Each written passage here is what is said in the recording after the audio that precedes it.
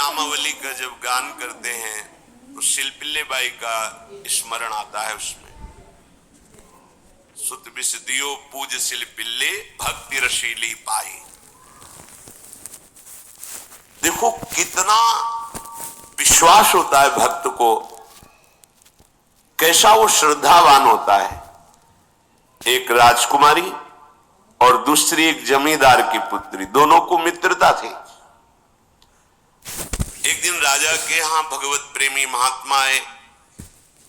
वो संत सेवी राजा थे, महात्मा जन आते रहते थे और महात्माओं का कार्य ही होता है निरंतर अपने प्रभु की सेवा और सुमिरन में मगन रहना। सेवा सुमिरन ये बहुत बड़ी सामर्थ्य है। अगर हम हर समय सेवा और सुमिरन में रहें तो कभी कोई माया प्रपंच हमें परास्त नहीं कर सकता। जहां हम सेवा सुमिरन से अलग हुए वही माया का प्रभाव पड़ता है। भगवान का शालिग्राम स्वरूप उनके पास था, खूब भाव से सेवा कर रहे थे और नवीन अवस्था की कोमल हृदय वाली ये दोनों सखियां देख रही थी। इनके मन में आया ऐसे हम भी ठाकुर सेवा करेंगे। देखने से सुनने से हमारे हृदय में प्रभाव पड़ता है। गंदी बातें देखेंगे, गंदी बातें सुनेंगे, उसी का चिंतन होगा, हृदय गंदे आचरणों की प्रेरणा वाला बन जाएगा। अगर हम भागवतिक बातें सुनेंगे, भागवतिक दर्शन करेंगे तो भागवतिक चिंतन होगा, हृदय भागवतिक प्रेरणा वाला बन जाएगा। कई दिन संत भगवान रुके, रोज सेवा कीर्तन कथा, सरल हृदया। उन दोनों सखियों में बात आई कि चल करके संत भगवान से कहते हमको भी ठाकुर जी दीजिए। दोनों ने चरण पकड़कर प्रार्थना की, गुरुदेव हमारे हृदय में भी इच्छा हो रही कि हमें ठाकुर सेवा मिले। अब दोनों बच्चे ही थे। संत भगवान ने विचार किया सेवा पद्धति में बहुत सावधानी की आवश्यकता होती है। अभी ये बच्चे हैं, कहीं सेवा अपराध न बन जाए। सेवा अपराध भी होता है। उपासना में चलने वाले उपासक को सेवा अपराध और उप सेवा अपराध 32 ये 64, इन पर सावधान रहना चाहिए। ये गलती नहीं होनी चाहिए। जैसे आप ठाकुर सेवक हैं, अपने घर में सेवा विराजमान किए हुए हैं। अब जैसे आपको ठाकुर जी के दर्शन के लिए जाना है,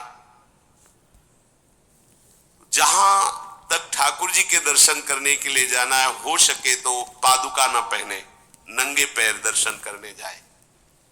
यदि आप में ऐसी सामर्थ्य नहीं है किसी कारण से, तो सीढ़ियों में पादुका नहीं पहनना चाहिए। जहां से मंदिर की सीढ़ियां हैं, पादुका उतार कर माथा रखकर सीढ़ी में फिर चढ़ना चाहिए। खड़ाओं या पादुका पहन करके श्री विग्रह के दर्शन करने के लिए जाने में फिर अपराध लगता है। अरे अपने मालिक के दर्शन करने जा रहे हैं, स्वामी के दर्शन करने जा रहे हैं, प्रभु के दर्शन करने जा रहे हैं, तो अपनी कुटिया से और मंदिर तक नंगे पैर जाना चाहिए। ये भावना रखनी चाहिए। भरत जी जा रहे हैं प्रभु के दर्शन करने के लिए, अयोध्या से पैदल ही चले थे, तो सुकुमार चरणारविंद तो बड़े बड़े फफोके छाले पड़ गए थे। वशिष्ठ जी ने देखा, सबने मिलकर भरत जी से कहा पालकी पे बैठ जाइए। तो उनका हाँ, मेरे प्रभु यहाँ नंगे पैर चले हैं और मैं पालकी पे बैठ जाऊं? उचित तो यह है कि अपने प्रभु के दर्शन के लिए मैं जा रहा हूं, तो जहां जहां प्रभु के चरण पड़े वहां मेरा शीश पड़े, अर्थात सिर भर जाऊं। उचित मोरा सब ते सेवक धर्म कठोरा। यहां मैं सर के बल चल के जाऊं पर असमर्थ हो। तो आप कह रहे हैं पैर में छाले पड़ गए, आप सवारी में बैठ जाइए, ऐसा नहीं हो सकता। तो अपने प्रभु के दर्शन करने के लिए जब जाए तो हो सके, सामर्थ्य हो तो पादुका न पहने, कोई खड़ाऊं चप्पल जूता आदि ना पहने। अगर पहने तो बस सीढ़ी तक ही पहन कर जाए, ऊपर सीढ़ियों के नहीं। इतने सुकुमार मत बनो, ये आग में जलाया जाएगा शरीर, ये गाड़ दिया जाएगा शरीर, इससे ज्यादा प्यार ना करो। अब इतना दृढ़ विश्वास कि ये बच्चे हैं, सेवा भाव कैसे पूर्ण कर पाएंगे? तो उन संत भगवान ने दोनों बच्चियों से कहा, कल ठाकुर जी लाएंगे, हम आपको दे देंगे। तो गांव में घूमे तो आसपास गोले गोले से पत्थर मिले, पत्थर लाए दो और कहा कि ये लो तुम्हारे ठाकुर जी हैं, दोनों को दिया। देखो गुरु वचनों पर और गुरु प्रदत्त सेवा वस्तु पर कितना भाव होना चाहिए। उन्होंने दृढ़ विश्वास किया कि मुझे भगवान गुरुदेव ने दिया, ये भगवान है मेरे। दोनों ने अपने हृदय से लगाया। अब एक जमींदार की पुत्री थी, एक राजकुमारी, स्वर्ण के सिंहासन में, और उनका नाम रखा सिलपिल्ले ठाकुर। सिल मतलब पत्थर, तो उनका तुम्हारे ठाकुर का नाम सिलपिल्ले गोविंद है। दोनों सिंहासन पर रखकर आराधना कर दी। भाव प्रतिपल बढ़ता गया, नाम निरंतर जप। गुरु प्रदत्त ठाकुर पर विशेष चमत्कार हृदय में प्रकट होता है यदि उन्हीं की नियमावली से चलो। अपने मन से बाजार से खरीद लाए, विराजमान किए, कभी सेवा की कभी नहीं की, वो भी अच्छा है, कम से कम भागवतिक भाव तो है। लेकिन सिद्धि जो प्राप्त होती है वो गुरु कृपा से, गुरु प्रदत्त ठाकुर से। जैसे धन्ना जी को भांग के बट्टे में ठाकुर जी प्रकाशित हो गए, गुरु प्रदत्त। अब ये सखियां जब बड़ी हुई तो इनके ब्याह की बात है। तो जो राजकुमारी थी, उनका राजकुमार से किसी से ब्याह तय हुआ, ब्याह हो गया। अपने माता पिता से जब विदाई ली तो अपने ठाकुर जी को जो सिंहासन में थे, सिंहासन से एक सुंदर पेटी में से और गोद में रखा, और अंदर ही अंदर जल रहे हैं कि प्रभु मैंने प्रीतम आपको माना है, संसार के व्यवहार में ये प्रीतम बना हुआ है, पर प्रभु हमारे प्रीतम दो नहीं हो सकते, हमने हृदय से आपको माना। इसी विचार में वो बड़ी उदास है।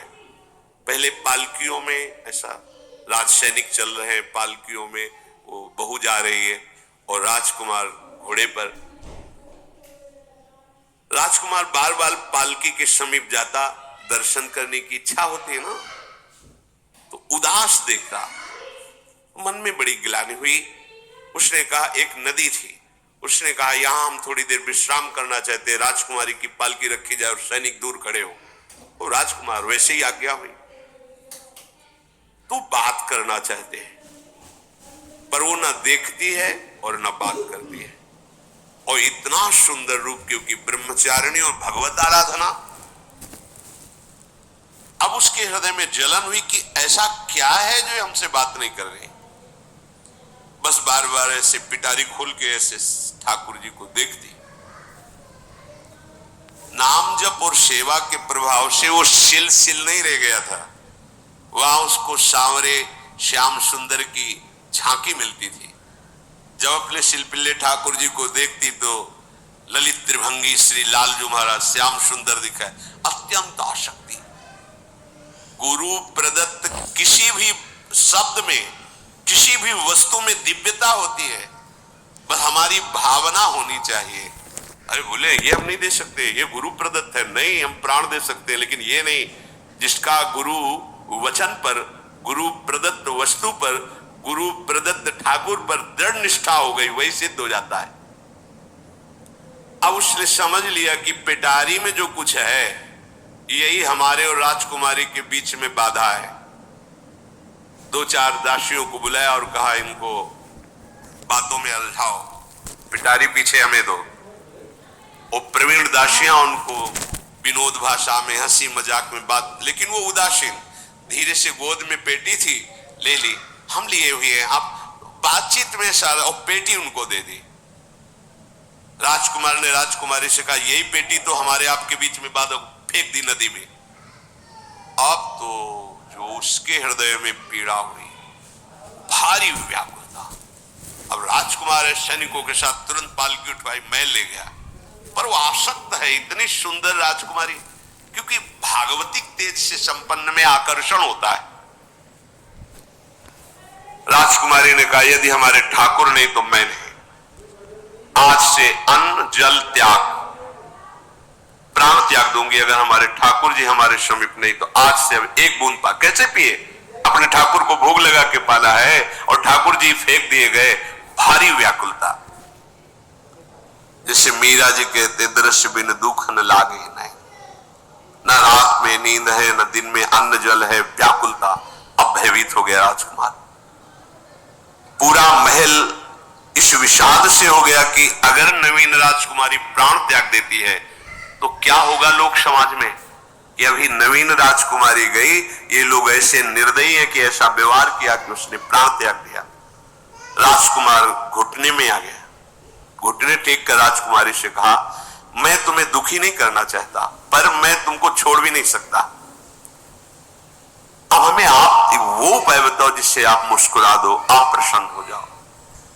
उनका, हम अपने ठाकुर के बिना जीवित नहीं रह सकती। यदि आप हमें जीवित देखना चाहते तो हमारे ठाकुर जी ला के दो। ठाकुर जी को नदी में फेंक दिया था।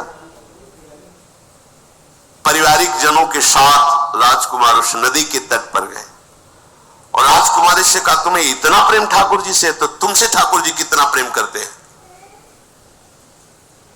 अगर तुमसे ठाकुर जी प्रेम करते हैं तो मुझे प्रमाणित कर दो, तो मैं जीवन भर तुम्हारी आज्ञा में रहूंगा। अच्छा, तो तुम ये देखना चाहते हो कि ठाकुर जी हमसे कितना प्रेम करते हैं? हाथ फैलाया और आर्त भाव से पुकारा कि गोविंद, अब आपके बिना मैंने जीवित नहीं रहना। अंदर से जीव ही प्रार्थना की तो जल से सिंहासन सहित सिलसिले भगवान, जैसे कोई वायु के प्रवाह में आ रहा हो, ऐसे आए और छाती से चिपक गए। पूरा परिवार राजकुमार ये देख रहा था। हृदय से ठाकुर जीवन भर के लिए दासत्व स्वीकार कर लिया और कहा, जैसी आप आज्ञा करोगे। जैसे मीरा जी, जब राणा जी से ब्याह हुआ तो प्रथम मिलन की रात में मीरा जी ने कहा, सावधान, तुम हमारे पति नहीं हो, मेरा सुहाग गिरधर से है, श्याम सुंदर ही मेरे पति हैं। व्यवहार में तुम पति बने हो, यदि हमारी बात समझ पा रहे हो तो जीवन में कभी हमारा स्पर्श मत करना। ये जीवन केवल गिरधर के लिए, दूसरे के लिए नहीं। उतर गए शैया से और जैसे सेवक होता है, बोले, अहो भाग्य, मुझे ये सौभाग्य मिला कि इतनी महाभाग्यवती की सेवा करने का। एकांत में मैं सदैव तुम्हारे शिष्य की तरह बर्ताव करूंगा, पर समाज में तुम्हें बहू की तरह बर्ताव करना होगा, नहीं तो लोग जीने नहीं देंगे। समाज में पत्नी की तरह और एकांत में गुरु शिष्य के। तुम हमारी गुरु होगी और हमसे ऐसा ही बर्ताव राणा ने किया, ऐसा ही उस राजकुमार ने दिया। हमारी भागवतिक निष्ठा ऐसी होनी चाहिए कि जो गुरु जी ने मंत्र दिया है, जो गुरु जी ने उपासना दी है, उसमें दृढ़ विश्वास होना चाहिए। हमारे अंदर किंचन मात्र फिसलाव नहीं होना चाहिए। और आगे जो महामहिम सूत्र है, जब तक हमारा मन प्रभु में समर्पित ना हो जाए तब तक पाप होने की संभावना होती है, बड़े बड़ों से चूक हो जाती है। इसमें यह नहीं कहा जा सकता कि हम इतने वर्ष से साधन में लगे, हमसे चूक नहीं होगी, ये तो भूल जाना। बड़े बड़ों से चूक करवा देना माया का कार्य होता है, पर जिनका मन प्रभु को समर्पित हो गया है उनसे चूक नहीं हो सकती। इसलिए जो अगला सूत्र वर्णन किया कि जितने भी पापाचरण होते हैं वो सब मेरे से होते हैं, ऐसा उपासक दृढ़ निश्चय करे। ऐसा नहीं कि पापाचरण भगवान से, भगवान करा रहे हैं। ये लोगों का एक प्रश्न होता है कि जब सब कुछ भगवान करा रहे हैं, भगवान की इच्छा के बिना पत्ता भी नहीं हिलता, तो जो हम पापाचरण, गलत आचरण, वो भी तो भगवान ही करा रहे हैं। इस विषय को समझना है। आज के समाज का जो मानसिक स्तर है, जब हम त्याग की बात करते हैं कि गंदे आचरण नहीं करने चाहिए, तो जो समझाया जाता है, जो समझ है आज की आधुनिक, वो ये समझ है कुछ ऐसे जनों ने ये निर्धारित भी किया है कि बहुत भोग कर लेने पर भी समाधि की प्राप्ति होती है। अगर ऐसा होता तो लाखों लोग समाधि को प्राप्त होते, लाखों लोग बिना साधना के। क्यों? बचपन से लेकर के पूरे जीवन तक भोग ही भोग रहे, सब समाधि में पहुंच जाते। प्रायः सबके दिमाग में बात बैठी है कि अगर हम भोग ले तो हम मन को समझा सकते हैं, लेकिन आप बात अनुभव की समझ लीजिए कि आप भोगने के लिए जीव ही गए तो मन के गुलाम बन करके गया, वो कभी तुम्हें मुक्त होने का अवसर नहीं देगा। और आज तक किसी ने भी ऐसा नहीं कहा भोग भोगने के बाद कि आज के बाद मैं प्रण करता हूं, मैंने जान लिया कि इसमें सुख नहीं है, आज के बाद कभी भोग नहीं भोगूंगा। कभी किसी ने नहीं कहा। सबको इस दलदल में गिरने के बाद सदगुरु या भगवान ने ही निकाला है, स्वयं आज तक कोई निकल नहीं पाया, कोई नहीं निकल पाया। ये ऐसा दलदल है। पर लोगों की भ्रांति रहती है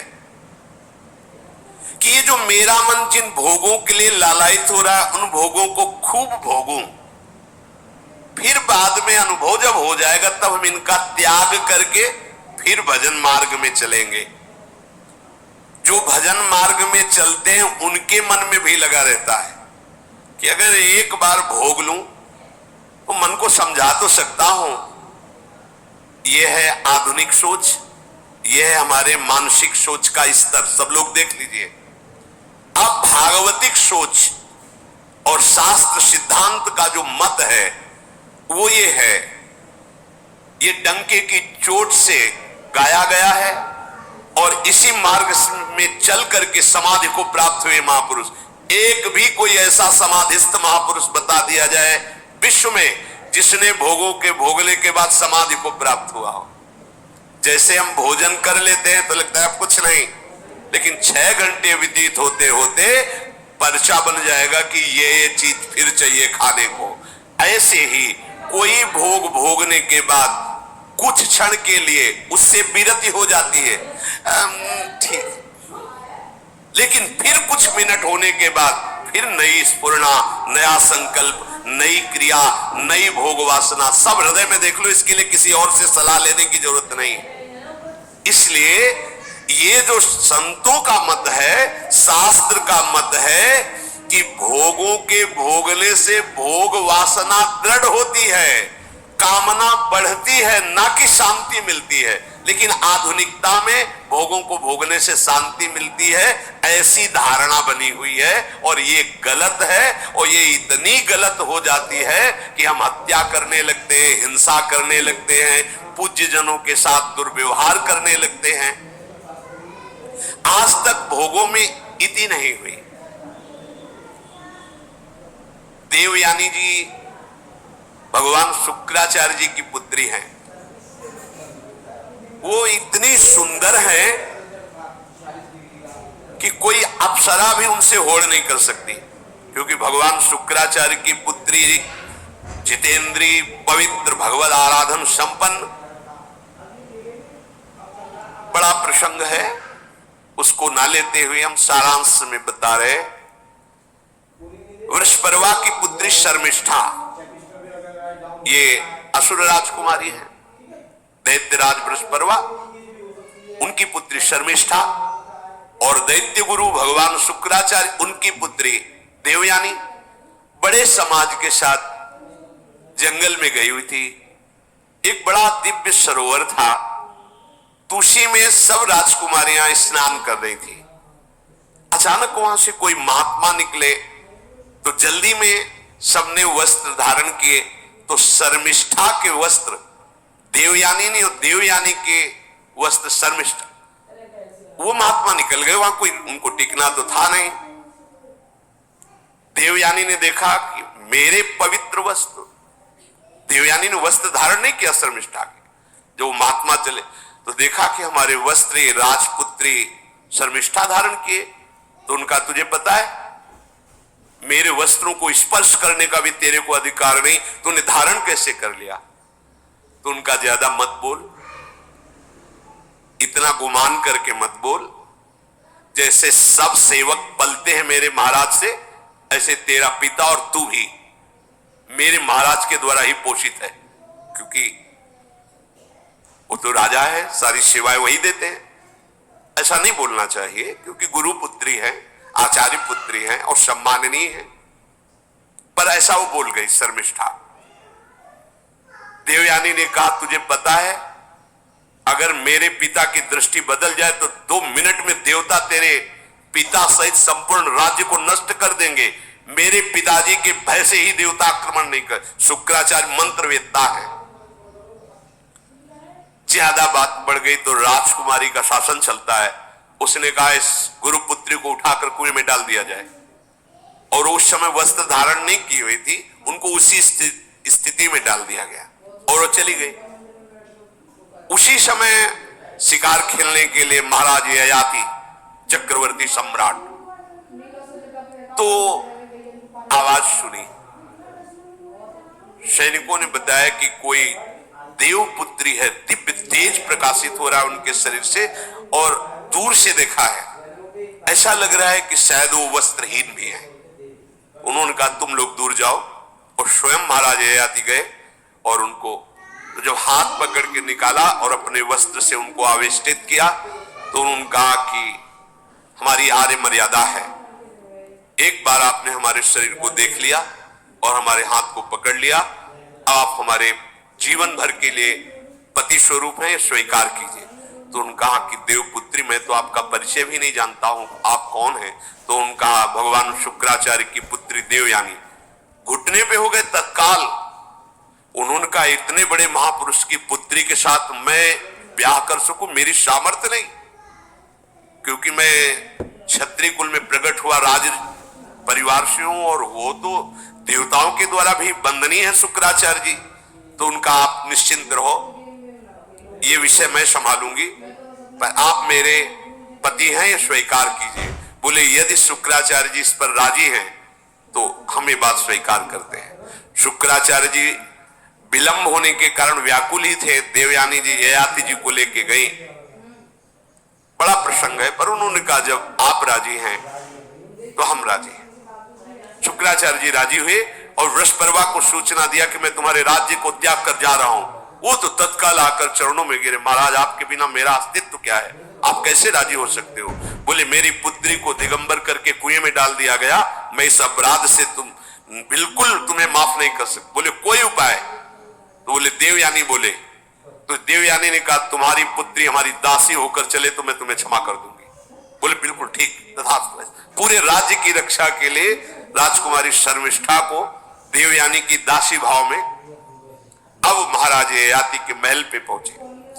देवयानी ने कहा कि ये जो दासी भाव में आई हुई हैं ये सर्वांग सुंदरी हैं, और आपका कभी मन उधर चलना भी नहीं चाहिए, अगर चलेगा तो आप हमारे दंड के पात्र बन जाएंगे। स्वीकार कर लिया और बहुत दूर उनके लिए महल का निर्माण करवाया और वो सेवा में आती है। कुछ समय के बाद जब देवयानी जी के पुत्र हुए तो वन विहार के लिए अपने पुत्रों को लेकर चली, तो उधर शर्मिष्ठा के 2 पुत्र हो चुके थे, इनको पता भी नहीं था, और वो दौड़ कर आए, ययाति को पिताश्री कह करके आलिंगन किया। छोटे छोटे बच्चे। देवयानी ने कहा कि हमने कहा था तुम्हें देखना भी नहीं है और किसके पुत्र हैं? शर्मिष्ठा मुस्कुरा रही थी। देवयानी ने कहा तुम्हें दंड देंगी ही देंगी, और चली गई भगवान शुक्राचार्य जी के पास। ययाति भयभीत होकर के गए और शुक्राचार्य से प्रार्थना करे क्षमा कीजिए मुझसे गलती हो गई। और शर्मिष्ठा से ऐसे नहीं मिले। शर्मिष्ठा ने कहा था कि आप जानते हैं कि मैं दासी नहीं हूं, मैं राजकुमारी हूं, ईर्ष्यावश दासी बना करके लाई गई हूं, और मेरी सखी के पति हो इसलिए आप मेरे भी पति हो, मेरा अधिकार है आपसे संतान उत्पन्न करने का, शास्त्रीय सिद्धांत है। शुक्राचार्य जी ने कहा कि जो देवयानी कहेंगी वही हम मानेंगे, क्योंकि मेरी पुत्री है। क्या चाहती हो? तो बोले पुरुषत्व से इनको हीन कर दो। गुस्सा में आके शुक्राचार्य जी ने कहा तथास्तु। उसी समय महाराज ययाति पुरुषत्व से हीन हो गए और वृद्धावस्था छा गई शरीर में। अब ययाति ने कहा आप सुखी रहोगे तुम। अब देवयानी को भी होश आया कि ये तो क्या हमने अपना ही सर्वनाश कर लिया। कहा पिताजी अब इसका सुधार कैसे होगा? तो बोले जो पुत्र अपनी यौवन अवस्था दे देगा वही यौवन अवस्था इनके ऊपर आ जाएगी, वृद्धावस्था उसके पास चली जाएगी। महाराज ययाति ने अपने बड़े पुत्र यदु जी से कहा, तो उन्होंने कहा इसका प्रयोग कहां होगा? मां के साथ कदापि नहीं। मेरी यौवन अवस्था का प्रयोग मेरी मां के साथ कदापि नहीं, क्योंकि वो बड़े ज्ञानी महात्मा, इन्हीं के वंश में भगवान श्री कृष्ण का प्रादुर्भाव हुआ, इसलिए यदुवंशी कहेंगे। सबसे छोटे, शायद उनका नाम पुरु ऐसा कुछ। उन्होंने कहा ये जीवन पिता का दिया हुआ है, इस पर पूरा अधिकार है, आप स्वीकार कीजिए। तत्काल वो वृद्ध हो गए, वो जवान हो गए। कई हजार वर्ष तक उन्होंने अपने पुत्र की आयु का विषयों में सेवन किया। फिर उनके मन में एक दिन बहुत घृणा हुई, धिक्कार है मेरे जीवन को और धिक्कार है इस भोगा शक्ति को। अपनी आयु तो गंवा ही दी, अपने पुत्र की भी आयु गंवा दी, फिर भी वैसे ही भोग वासना।